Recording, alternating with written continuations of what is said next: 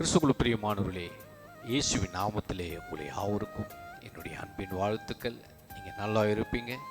இயேசுடைய நாமத்திலே இன்றைக்கு ஆண்டவர் நம்மோடு கூட ஒரு வார்த்தை பேசும்படி ஆவியானவர் கிருபை செய்வாராக.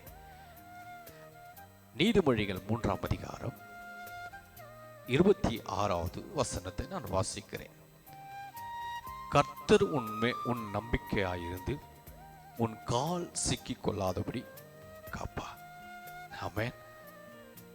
கர்த்தர் உன் மேல நம்பிக்கையாயிருந்து. ஹல்லேலூயா. எவ்வளோ பெரிய ஒரு வார்த்தை. ஆண்டவர் உன்னை பார்த்து சொல்றாரு, என் அன்பு மகனே மகளே, அவர் உன் மேல நம்பிக்கையாயிருந்து உன் காலு சிக்கிக் கொள்ளாதபடிக்கு அவர் உன்னை காப்பாராம். ஆமென். அப்ப எந்த அளவுக்கு உன் மேல ஒரு அன்பு, எந்த அளவுக்கு ஒரு மேல ஒரு பாசத்தை ஆண்டவர் நம்ம மேல வச்சிருக்கிறார். ஆமென்.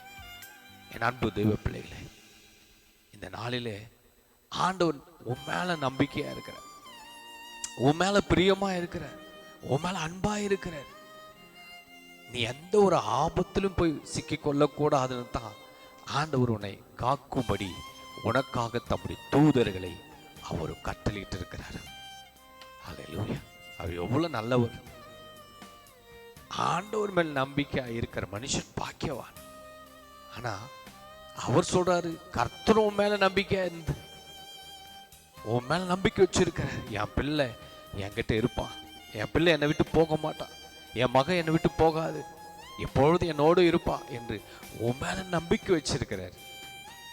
அதனால்தான் ஆண்டு சொல்றாரு, அவர் உன் மேல் நம்பிக்கை வைத்து உன் கால் சிக்கிக் கொள்ளாதபடி, நீ எந்த பாதையில போனாலும் உன்னை சிக்கிக் கொள்ளாதபடி, எந்த பிரச்சனையும் உன்னை சிக்கிக் கொள்ளாதபடி அவரே உன்னை காத்து அவர் நடத்துகிற தெய்வம். ஹல்லேலூயா. அதனால அந்த இயேசுவோடு இருங்க, அவரோடு பழகுங்க, அவர் என்ன சொல்றாரு அதை செய்யுங்க.